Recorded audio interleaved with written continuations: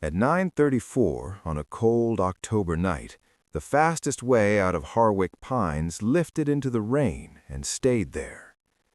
On one bank, Renata Fain stood beside her black security pickup, soaked through her dark pink jacket, staring at 28 feet of raised bridge deck and black water racing under it.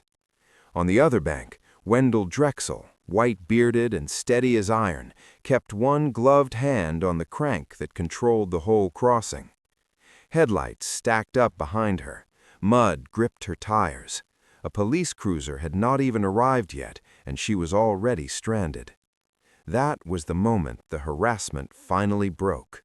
But the bridge was only the last move in a fight that had been building for a year and a half. Petra Drexel had grown up believing the smell of Salo Run meant home. Cold creek water, wet walnut bark, pine tar from the sheds. Her grandfather, Wendell, had bought the Harwick County farm in 1951, cleared the land, built the house, and later designed the steel and timber drawbridge that carried the county road across the creek. For decades, the place stayed quiet. Then Stonebrook carved a polished subdivision into the hills north of the farm and packed it with HOA rules, architectural standards, and residents who treated the Western Road like it had always belonged to them. Their easiest route to the highway ran straight past the Drexel mailbox and over Wendell's Bridge. Soon black security pickups rolled by every morning. New neighbors stared without waving. And at the center of it all was Renata Fain, head of community security, watching the farm with the cold concentration of someone already planning how to claim space that was never hers. The first notice appeared zip-tied to the fence beside the road, yellow paper snapping in the wind against old wood. It accused the Drexel's lumber stack of violating neighborhood aesthetic standards, even though the farm sat outside the HOA and had been there generations before the subdivision existed. Then came one for the tool shed, another for the dogs behind their own fence. Renata's truck kept returning, idling on the county road while she photographed the gate, the posts, the shed, even the walnut trees. What had begun as interference now felt personal.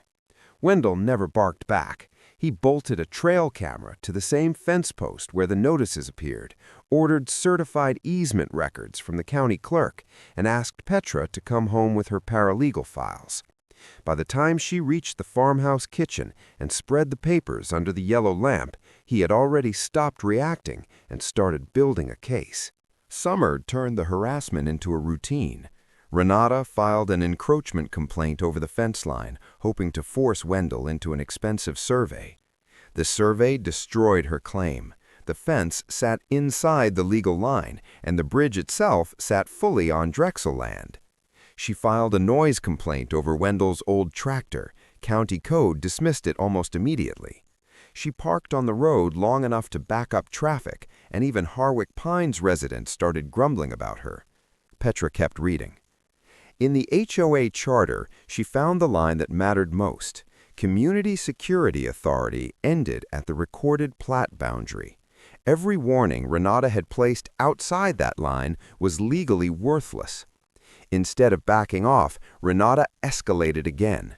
She pushed for a gate at the western exit, a choke point that would let HOA security dominate the corridor near the farm. That threat sent Petra, her mother, and Wendell back into the oldest documents they could find. Buried in the bridge easement was the clause that changed everything. The owner could close the bridge for legitimate maintenance. Petra went deeper into the county records room and found the document that snapped the whole fight into focus. In 2017, before Harwick Pines was built, Stonebrook had applied for permanent access over the Drexel Bridge. The county had denied it in writing. The developer had known from the beginning that the bridge was private and that the HOA had no special rights to it. Petra uncovered one more pressure point in the HOA filings. Reserve funds had been used improperly, leaving the board exposed at exactly the wrong time. Wendell handled the practical side with the same patience he brought to everything else. He ordered a legitimate rebuild kit for the bridge's aging hydraulic system, photographed the parts, logged every inspection, saved every receipt, and filed a lawful maintenance closure notice with the county. The timing was precise. He scheduled the closure for the same Saturday night the HOA planned to vote on Renata's gate proposal. The notice went up on the railing. Renata saw it, she photographed it, and she still kept pushing forward, convinced that pressure would beat paperwork. The rain arrived early, slanting across the creek and hammering the road into dark mud. At 8:55 p.m., Wendell stepped onto the wet deck in his old waxed coat and worked through the maintenance sequence exactly as his log described. Pressure released, lift engaged. Timber and steel rose slowly into the storm until the bridge locked above the water at a hard angle. By 9:34, headlights swept the far bank. Renata came down from the HOA meeting in her black pickup and found nothing ahead of her but the posted notice and open air. More cars stacked behind her.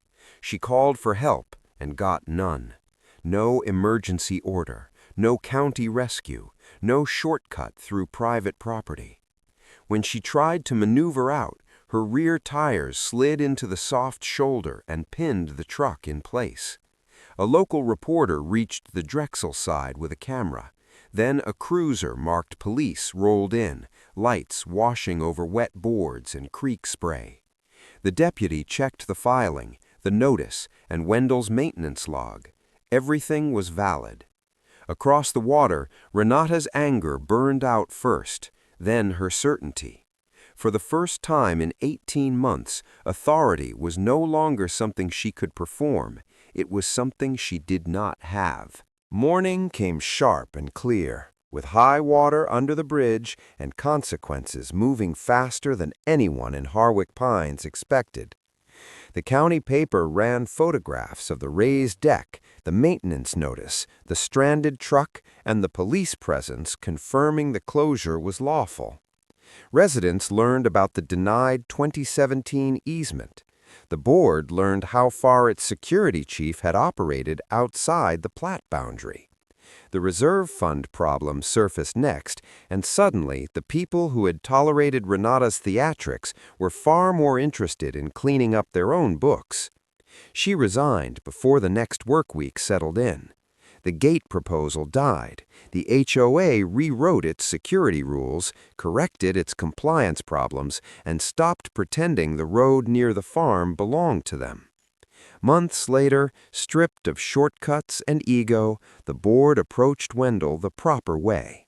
A limited easement was negotiated, maintenance costs were shared, and the western route finally existed on paper the way it should have from the start.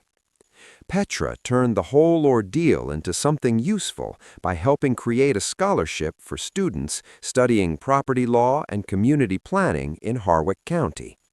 The bridge remained exactly what it had always been: private, practical, and stronger than the people who tried to bluff their way across it. Most homeowners do not lose because they are wrong. They lose because they never read the oldest document in the room. If an HOA came after your family tomorrow, would you fight the threat first or start looking for the paper trail they hoped nobody would ever find?